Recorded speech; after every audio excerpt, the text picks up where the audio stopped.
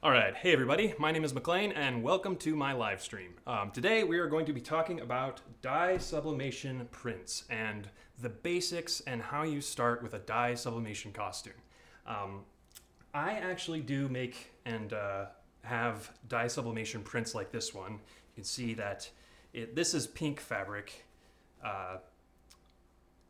instead of white, which is not standard. Typically, dye sublimation is done on white fabric, like this shirt here.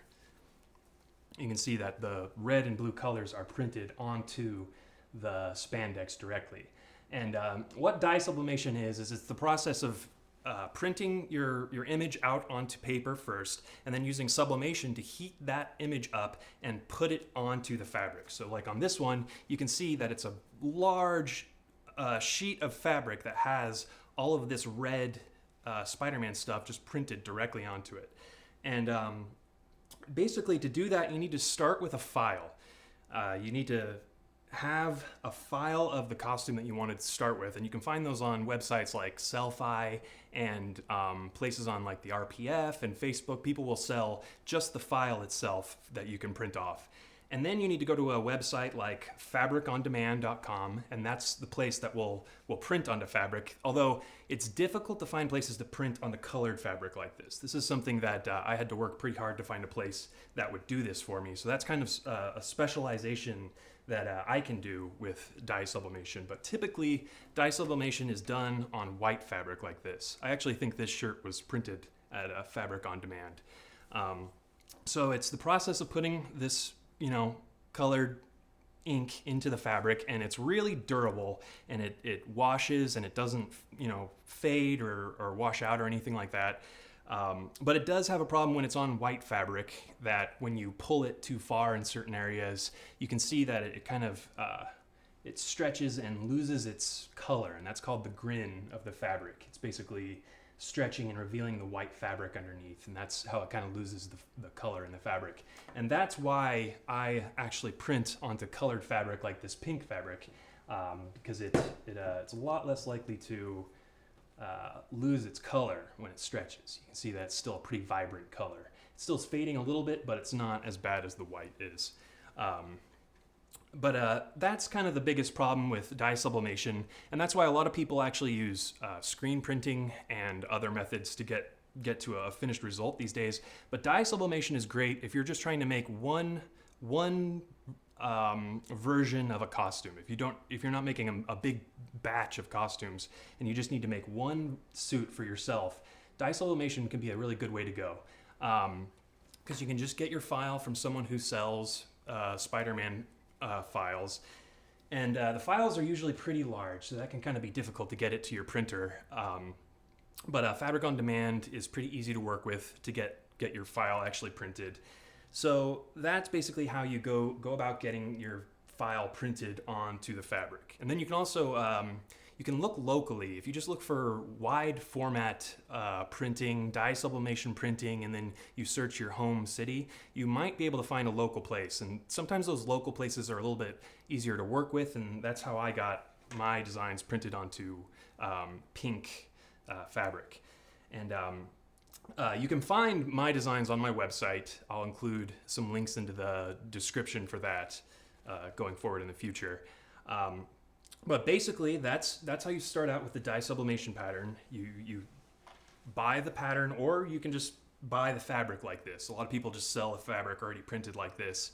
And then the next step is to arrange your seamstress, or how you're going to have it sewn. A lot of places also sew it together. There are a lot of places that just are full shops, but like me, I don't have any seamstresses or anything underneath me working, so if you have one of these patterns, you have to find someone like a friend or someone who is able to sew that together for you. And that's actually the reason why I'm doing this series of videos, is so that I have a sort of accompanying tutorial series that goes along with these patterns that I've made. Because I have a lot of people that send me messages too that are like, I don't know how to sew together this pattern.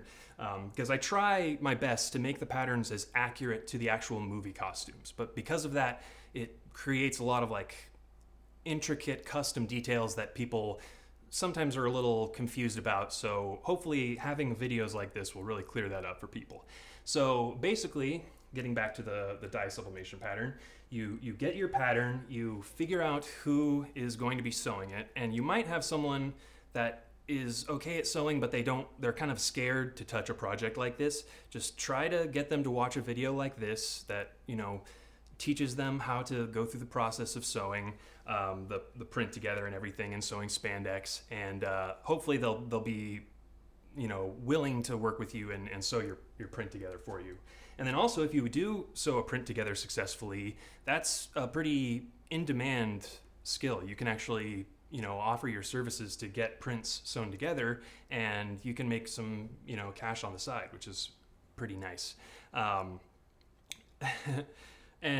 So basically, once you've gotten your seamstress all settled, the next step going forward is deciding if you're going to be putting any kind of like puff paint or detailing on this suit. Like I mentioned earlier, there are a lot of screen printed, you know, patterns and suits out there nowadays. So you can actually get your suits screen printed, which is kind of skips the whole puff paint step in most cases. But if you don't have the money for that, or if you can't get your custom design screen printed, because that's pretty difficult, puff paint is definitely a good option. This is Tulip brand Slick, because Slick creates a sort of shiny. Here's a pattern that was puff painted by my friend Fernando Elfet, if you know him on Instagram or Facebook. But this is puff painted by him, and Slick gives it this really shiny, wet, nice effect. It's probably the coolest aspect of this costume. So that's basically what you need there. This is deep red. There are a couple different colors of red.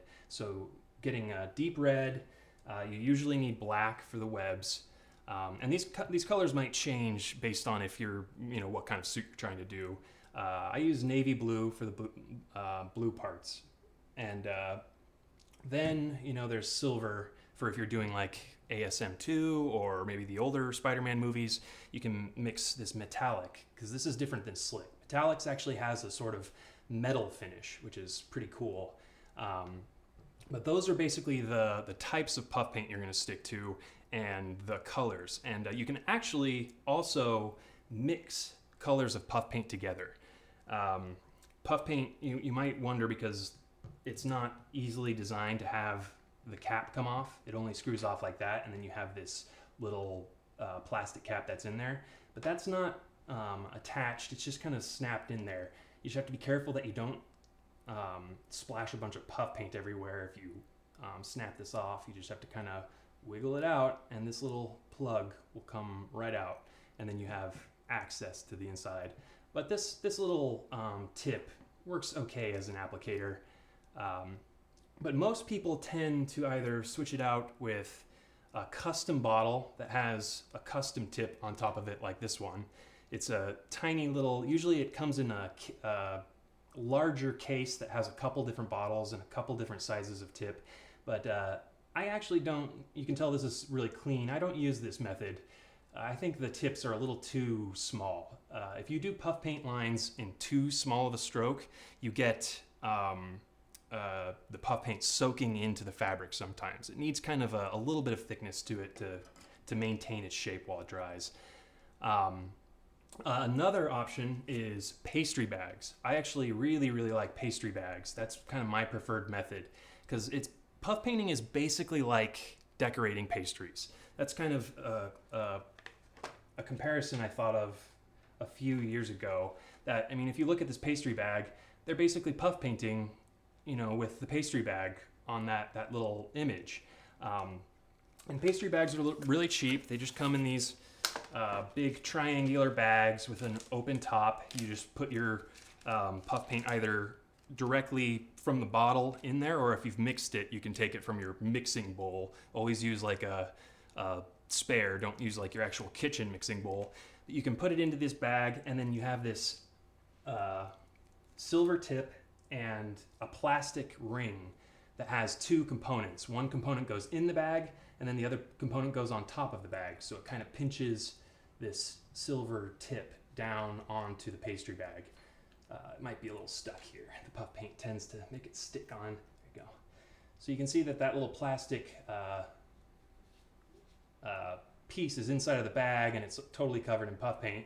But then you just put that silver tip on, and then you put this ring on, and that makes it really easy to clean. And the other good thing about this is a lot of times with puff paint, when you're getting those mistakes you get where the puff paint kind of pops and blows out, a lot of times that's happening because the plastic bottle will have a little bubble of air inside of it. And when you squeeze the bottle and get all that air out, and then the puff paint starts to come out, you apply your puff paint, and then you every time you let back up, there's always air that comes back into the bottle because it always is coming back up to that shape. And that kind of whips bubbles up into the puff paint and gives it this tendency to be really like kind of frothy and have those bubbles in there that end up becoming the blowouts, because you'll be sitting there squeezing the puff paint out, and then the bubble will come up and then pop out, and that's where the paint gets all over everything. And these pastry bags really reduce that because they can't suck air in. They have no ability to expand back to their original shape. Every time you're squeezing it, you're just squeezing the paint out and nothing is coming back in. And then you have to keep in mind when you're doing a pastry bag that you have to move your rubber band or hair tie in this case. As you are applying and emptying out the bag, you press it forward to keep the pressure consistent. Because you can really, with a pastry bag, I mean, people have been decorating pastries for centuries, so this is really a science here. You can tighten it so much that just holding it in your hand will kind of give you a steady stream of puff paint coming out, and that really helps when you're trying to be really detailed. And you can see a really nice puff paint job here from Fernando and his wife. They do puff painting together. But you can see it's difficult. There's a little bit of a blowout right here. I gotta be careful. I got a little bit of puff paint on my thumb here. Yeah, just a little bit on my thumb from that opening the container. You can see just really good detail from Fernando. You have to go for so long that it's kind of almost inevitable that you get little blowout details like that, where it just kind of bumps out a little bit, and you kind of just have to deal with things like that. But the pastry bag really helps a lot to reduce that. Or you can just do the bottle with this metal applicator tip. It really is just your personal preference. And actually, I used to, when I first started doing this, I started with just a different cap, but this is actually the puff paint bottle. This is just a different cap that I got from it's an applique glue. It was just in the same aisle, and I grabbed it because it looked like the cap would fit. And this helped a lot, because the problem with the original puff paint bottle is that it's just too short and it gets too close to the piece, and this one keeps it further away. Easier to see what you're working on. Okay, so, and finally with puff paint, you really have to be careful about your clothes and your workspace. Be careful not to puff paint around carpet. Don't puff paint around furniture. Don't be wearing nice clothes. You'll probably want to get like old painter clothes, sort of like in art class they make you wear. Because it's really easy with puff paint to get it on your clothes or on the floor or carpet, and it's really bad about staining into sort of like fabric type stuff. And so you really have to be careful about your workspace and everything with puff paint. Like, you have to make a sterile workspace. And that also is because when you're doing it, it can take hours and hours to puff paint a piece, and it's not uncommon to accidentally bump it with your hand, or have a pet that comes up to it, or anything like that. And so you really have to be careful about sort of where you puff paint and how you puff paint it. In order to puff paint, I usually just pin my pattern pieces to a piece of foam core. You can see some dye sublimation pieces here from the hand that have already been puff painted. But basically, I like to just pin either with push pins or staples my fabric down to a foam core, and that lets everything stay nice and flat. I like to put a little bit of stretch into the fabric too, and that way that relieves the stress on the puff paint when you're finally wearing the costume. It's not so much stress on the puff paint if you're stretching the fabric a little bit while you're puff painting. So like while you're pinning it to your board, you kind of stretch it as much as you think the piece might get stretched. And that kind of takes experience with the costumes and stuff, because you don't want to stretch it too much. All right. And one final note about puff painting is that if you're doing the webbing components of puff painting, let me grab my ASM2 mask. If you're doing the webbing components on puff painting, you really want to add a little bit of liquid latex to the actual puff paint itself.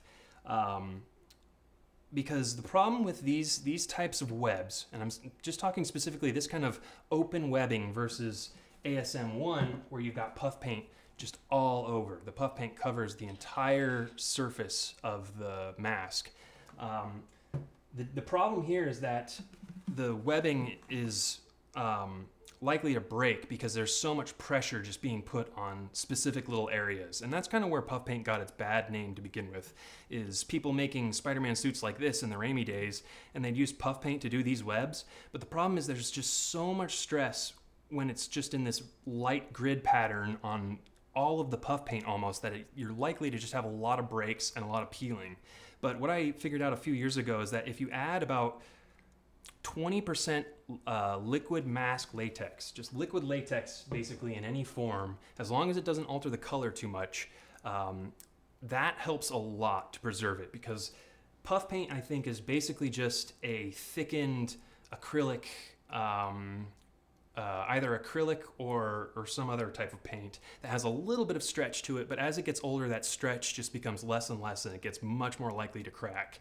And so you're better off, if you're doing webs like this, adding a little bit of latex, and that strengthens it a lot. If you add too much latex, you might lose the puff, because you couldn't just make webs out of straight latex because it is too watery and it would kind of lose its shape. So that's kind of the balance you have to find. Okay, next, after you have basically gotten everything all puff painted and ready to go, it's going to be time to get it to either your seamstress or to sew it yourself.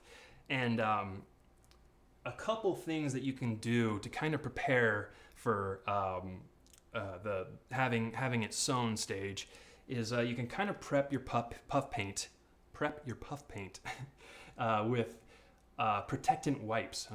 I'm not sponsored by Armor All, so I'll keep their brand out. But you can get Protectant Wipes here, and basically these are for your car, or a car if you don't have a car, and they're for the interior leather and vinyl and seats and everything, and they work really good for the material of the puff paint, for keeping it hydrated, and also for the sewing process. It kind of it removes the stickiness of the puff paint. When you get two pieces of puff painted material together, they tend to want to stick together. They don't slide. They'll stick because of the nature of the puff paint, and that can actually damage the puff paint a little bit. If you leave two pieces touching each other for too long, you have to basically tear them apart, because the puff paint touching really like bonds to itself in a way. But what you can do is you take this interior wipe here, the Armor All Protectant Wipe, and you just gently, you're not soaking the fabric with the moisture of the wipe. You're just gently going across the top of all of the puff paint and just kind of trying to get a layer on top of the puff paint itself, but not the fabric.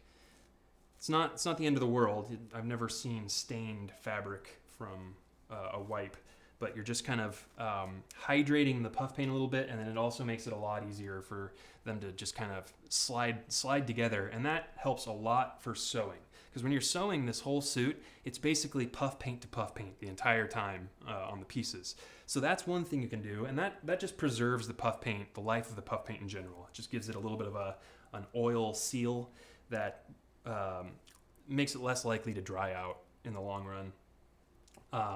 So that is basically the only thing you need to know about puff painting and sewing together. And also, if they ask if it's going to be too rough on the sewing machine, I think it's a lot like vinyl. If you're sewing like vinyl or leather, it's a little rougher, it's thicker, and you can definitely tell that your machine has to struggle through it a little bit, but it's not something that most normal sewing machines can't handle. And then that leads into actual sewing itself. Basically, if you're sewing, you can do the whole thing. You can do a whole Spider-Man costume with just a normal sewing machine. A lot of people would probably say that you need a serger, and it would be great if you have a serger. But that's only once you're kind of more knowledgeable in sewing and you're more ready for that level. And ideally, you know, if you're sending it to a seamstress, they might have a serger already. Yeah, so you'll need just at least a standard sewing machine. And these cost anywhere from, I think, like around $100 to, you know, up to $1,000. I mean, you can get them with a ton of different features. But usually a sewing machine will probably cost as much as it's going to cost to have the thing sewn by a seamstress. So I really suggest that you get a sewing machine if it's something at all that you think you could do, because it's just another tool, and a lot of people write it off as something that they just think they'd never be able to do. But the next few days, I'm going to be going through the whole process of sewing together the amazing Spider-Man suit, and so I'm really going to get into kind of what you do with spandex and how you do different techniques, and the basically, you know, the possibility of sewing these things with just a regular sewing machine. It's nice if you do have a serger. I have a serger, and I'll probably serge a few areas, but for the most part, I'm going to be teaching you just on the regular sewing machine, because that's something that most people have access to in some way. The other aspects of sewing for spandex, if you're the seamstress watching this right now and you're going to be sewing this together, you'll want ballpoint pins. I'll show the camera. Ballpoint pins, and basically that's exactly what it sounds like. This is just for the actual sewing machine. This isn't for pinning it together. But a ballpoint pin is just a pin that doesn't come to, I don't know if this is going to focus. Yeah, there it goes. It doesn't come to an absolute point. It's slightly rounded, and that's for certain materials, spandex included, that you don't want a super sharp needle point, because it actually tears at the material, because the material is so tightly woven. And so you want a ballpoint pin because it's just going to push the material to the side rather than rip through. And that becomes a problem if you're sewing, because you're poking a hole and ripping every millimeter or so, and you're basically perforating the fabric there, and it's more likely to tear. So you use a ballpoint pin, and that's a lot easier on the spandex. Another thing, if you're using a regular sewing machine, I prefer to use dual duty heavy thread. Can't really focus on the words, but this is just a heavy type of polyester thread. It's actually, you know, marked as heavy. So this is, you know, in your thread section, it'll be marked as like strong or thick thread. But you actually use this heavy thread to sew the entire suit together, because then you're a lot less likely to have certain seams be the weak point that snap. With this thick, strong thread, you know, I struggle to even break it with my fingers. I'm not even going to try because it hurts.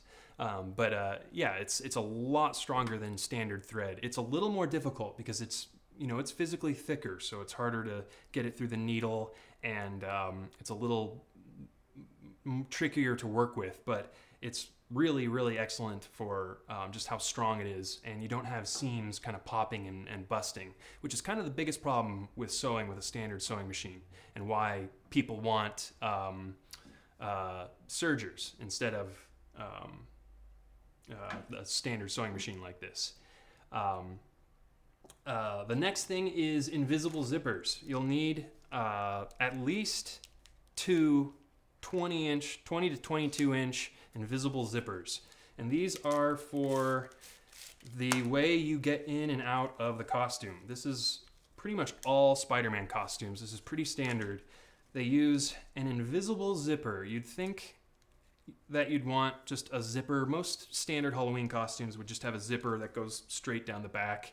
But for the movie Spider-Man costumes, the way the invisible zipper works is it starts underneath the armpit, goes down to the waist, and then goes around to the center of the back. And so what that does is it makes the whole back a hatch that can come up and down, and then you zip this and it zips all the way up into the inner armpit. And basically, if anyone here has worn a Spider-Man costume with this type of zipper, people are like astounded by it. They always walk up to you and they're like, how do you get into that thing? There's no zipper or anything. So it's a really neat solution that they came up with several years ago for actual movie costumes. So it's a little difficult to actually physically put this zipper in, but that's another thing I'll be covering in the next few days. It's kind of hard to see the navy on black, but yeah, so it reaches the middle there, and then it meets up with the other side, and so it zips up and then up to the armpits. And so that's how pretty much every Spider-Man costume, except for the ASM 2, because they kind of did a unique method of putting it on. That's how those work. And then you also have the opportunity to do zippers in other places. Like these, no, that's not the right one. That's an older one. Well, that still works though. This is a red one. It's a little long. Typically I like to do like 9 to 7 inch invisible zippers, but it's really good to get zippers into the wrist. And basically there's usually a seam that goes along the wrist, up the inside so you don't see it from the outside. But it's really good to do an invisible zipper inside of the wrist, because then you can unzip it and you can take your hands out, and that makes a big difference when you're actually physically wearing the costume. And then even further, you can put them in the seams for the boot, and then that makes it so you can take the boot off and you can like wear clothes on top of it and then just kind of tuck the boot up into your pant leg. And then you can also put invisible zippers on the seams. Well, this really depends on the suit, but on certain suits, if there's a seam in the crotch area, you can put an invisible zipper there, and then that makes it way more bearable because you can actually go to the bathroom while you're wearing the suit. Although you have to be careful, because if you're not, if you aren't competent at putting in invisible zippers, that the crotch zipper can be pretty obvious and a little, distracting, I guess. You'll also probably want to have special fabric scissors, because spandex is difficult to cut. It's, very thick, and the springiness of it makes it, difficult to cut, and it dulls scissors very quickly. So I have special, fabric scissors, like most people who sew do, that are not for anything else. They're not used for anything other than cutting fabric, because as soon as they get dull, it's really, really difficult to actually cut through the fabric. Another thing that you'll need, and this is for the prints that I've designed, because this is kind of just a solution that I came up with to get the outline onto the back of the fabric. Basically, at all times, the outline is 1/2 inch away from the edge of the printing. So the printed edge is 1/2 inch away from the actual physical outline. You can see where these webs stop is the outline. But what I like to do is I like to transfer that over to the back side of the fabric. So you can see that I've got a bunch of little Sharpie marks here. And it's easy to do that because I actually include in my print a bunch of little white dots that you go through with a Sharpie, and you just kind of lightly poke at the dots. And when you do that, the Sharpie makes those little white dots go away. And then also it transfers the design to the back of the fabric. And that does a really, that helps a lot. You can use this 1/2 inch print edge, you could use that for sewing, but it's difficult when you get up to corners and stuff. Like there's a pretty intricate corner right here that meets probably like right there. And without actually having some kind of mark for it, it can be difficult to really sew that intricate piece.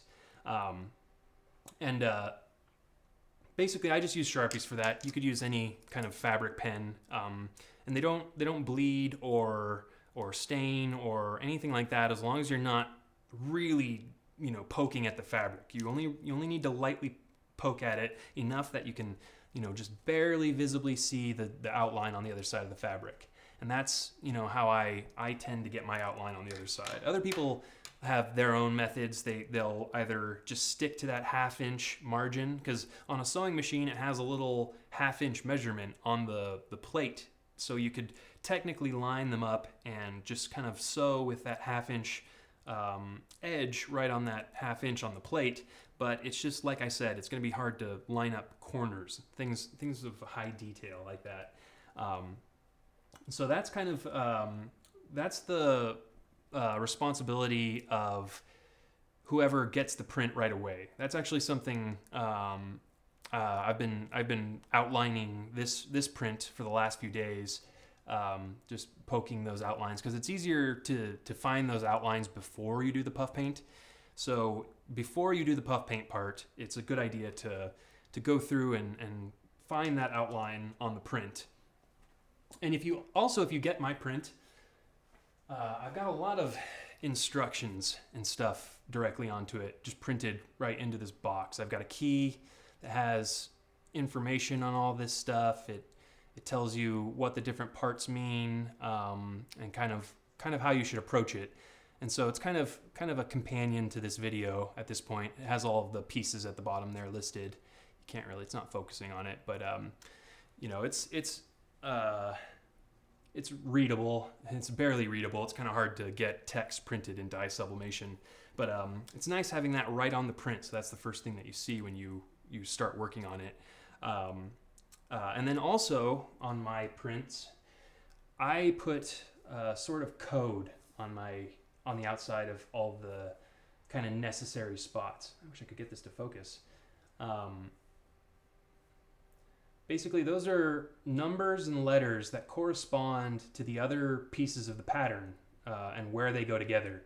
So these numbers and letters were just, you know, I put them on there because it's like the least I could do to try to help figure out which pattern pieces go together. So when you're sewing the whole thing together, it's a good idea to kind of just look at each pattern piece and look at those numbers and letters and see how everything goes together. Because this pattern specifically, that's why I'm making a video about this pattern, because it's definitely the most complicated, difficult to assemble. Because this part itself, the glove, probably scares a lot of people away because it's got such an intricate shape to it. But that's just mainly because of the sort of complicated way you go about assembling the glove. I've got an already assembled glove over here, and this is part of what I'm going to be doing over the next couple days in assembling this print,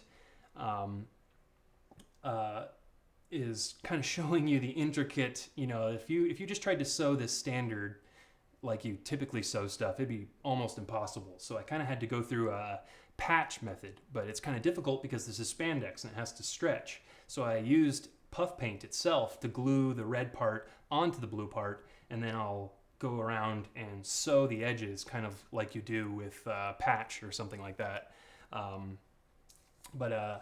Yeah, so that's the main reason why I'm sticking to this pattern in this series, because if you could do this one, you can do all of the Spider-Man patterns. And this helps a lot too with like the Marvel Spider-Man pattern. You have a lot of things, like you could do your armored portions like this because it's not sewn kind of standard seam, you know how you typically sew a seam together. It's more like actually layered on top of each other, which is the effect on the actual suit. So let's see. All right, so another really quick thing, if you get your print and it's super wrinkly, because these things typically have to be mailed, you know, folded up, unless you're getting in large enough orders. Sometimes they actually come in a big roll, actual big tube. But sometimes it might be wrinkly and kind of just wrinkly. And so you can actually iron it, or you just need to spray it with a spray bottle and kind of stretch the wrinkles out, because that the wrinkles are only there because it dried in a kind of folded up manner. You just spray it with a spray bottle and stretch it out, and then lay it out flat to dry, and those wrinkles will usually kind of go away just from that. Another thing I have to talk about with the sewing aspect is zipper foot. Basically what a zipper foot is, this is for sewing the invisible zipper. It's just a specialized sewing foot compared to a standard sewing foot. This is the standard sewing foot, and you can see that the needle goes into this hole right in the center. So the foot keeps everything pressed down, all the fabric and everything pressed down, while the needle just goes right into the center, up and down. Now what a zipper foot does is the zipper foot stays on either side, one side or the other, and it's got tiny little grooves that the needle goes into on either side. And this is for sewing the invisible zipper, but I also use it in the technique that I'm going to be teaching, in which the seams are sewn right underneath. I wish I could focus it. The seams are actually sewn right next to the puff paint. You can see that the seam is like right next to the puff paint, but not on it, and not covering it up at all. And that is a really cool technique because it hides the seams really well. You can see that this one that I'm putting my finger down is the webbing line that has the sewn seam right next to it. You can kind of see right here that it got away, but it creates a really cool effect, and it's how they actually sewed it for the movie, for both ASM1 and ASM2 suits. So it's a really neat effect, and so I'll be going in more in depth how you will go about actually sewing a seam like that, because I'll be sewing pretty much all of the red and blue parts together with this type of seam. So you'll see a lot more of that, but basically the zipper foot is the key. While you're sewing it, the zipper foot basically keeps the fabric pressed, basically on the other side if you think about it, and it allows the webbing to get right up next to that foot, and the needle to go in and sew right next to the puff paint edge, if you can kind of imagine what I'm talking about here. And so that's basically the intro, all the different notions. Obviously you'll need pins and things like that. Oh, they're behind me so you can't see them. You'll need pins. And I'm sure there'll be other things as I kind of deal with the construction stage of the Amazing Spider-Man 1 suit. It should be fun. There's a lot of work that goes into it, but that's the point of this video, is just to kind of show that it's possible and you can learn how to sew. It's not some superpower that some certain people have. It's just like most other things. It's just sitting down and actually, learning, and you have to be okay with failing. If this is your first dye sub suit and it's the first suit you've ever sewn together, you just have to be all right with the fact that it might not be perfect, it might not be ideal. Maybe if it's your first suit, you don't want to puff paint it because you kind of need to go through the steps getting it completed, and then on your second suit, if you puff paint it, it'll be 100 times better. But yeah, so that's kind of my hope with this next little series of videos, is that it gives you the confidence to actually sew these suits together, because frankly I've kind of had a problem with these patterns where people don't want to sew them together because they're definitely intimidating, to say the least, especially if someone has fully puff painted this fabric. Because if imagine you're a seamstress and someone asks you to sew something like this together, and they tell you that they paid $200 just for the fabric, and then they spent hundreds of hours doing this puff paint on top of it. Frankly, I'm not surprised some seamstresses just turn and walk away at that point, because that's just so much stress. If they were to mess it up somehow, like if they were to accidentally sew over something or just not sew it right, they might feel like they were liable for all of that time and money. But with this series of videos, I hope to make it pretty simplified and uh, and easy to go. Okay. So I've been ignoring comments here, but I basically got through the whole bit of what I was talking about. Who am I banning here?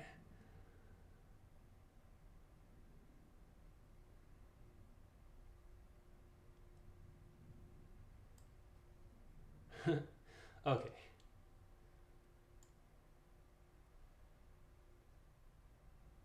Yeah, I don't see who I'm supposed to... Okay, but yeah, so that was basically everything for the actual tutorial point. Thanks for bearing with that, guys. I didn't look at comments at all during that whole time because okay,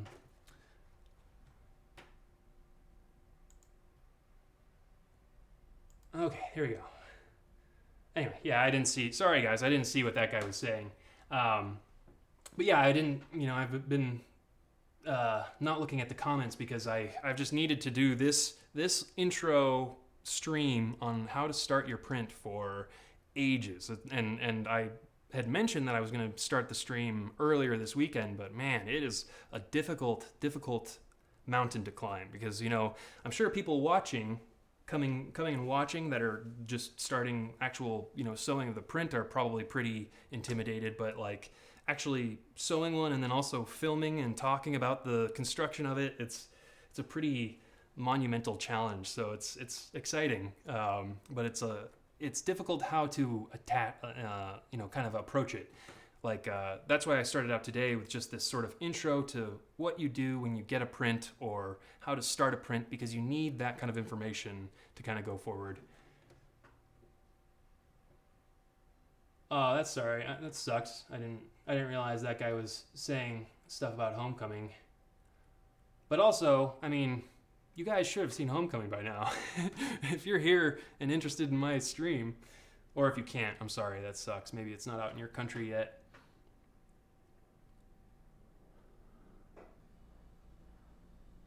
Yeah, I'm curious what he did to spoil it, but at the same time, I don't want anyone to say it again and spoil it again. And yeah, so the next few days, I'm going to be streaming a lot, actually doing the construction. I've already done one glove here of the first Amazing Spider-Man movie, and I have to go through sewing that onto the blue fabric, but I have to actually glue and put everything else together and then sew the rest of the suit in the next couple of days. So I'll be on my stream a lot over the next couple of days.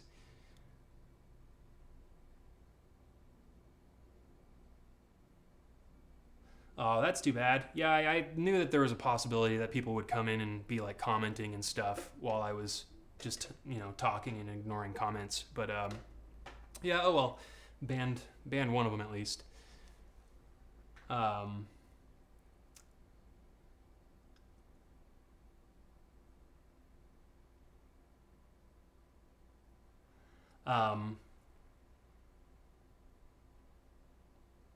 Yeah, I'm reading comments right now. That's the silence. Yeah, I don't really have much information right now as far as sales. Still just catching up on stuff. And I currently don't have like templates and stuff for download. Maybe someday I'll have like a simple templates that you can download. But yeah, cool. All right. Well, I think I'm going to probably go ahead and wrap this stream up right here. I'm going to jump on again later though.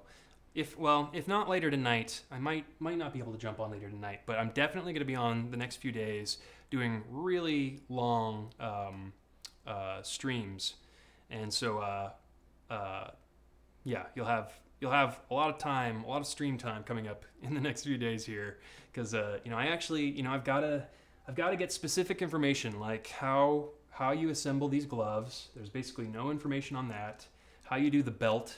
The whole back belt part of the ASM1 costume is really complicated and people struggle with that. And then just, I mean, the whole pattern is pretty pretty crazy, and so it's a lot of you know, explanation that's going to go into it. Yeah, so I'll be back again shortly just to kind of break up the streams. I want to make it so that this one's the intro, and then I'll actually have a separate stream for working on assembling the glove, so that it's not just one long, rambling, incoherent stream. Cool. So yeah, I'm going to take a little break, set up that next stream, and I should be on again in a little bit. So thanks, guys. Thanks for watching.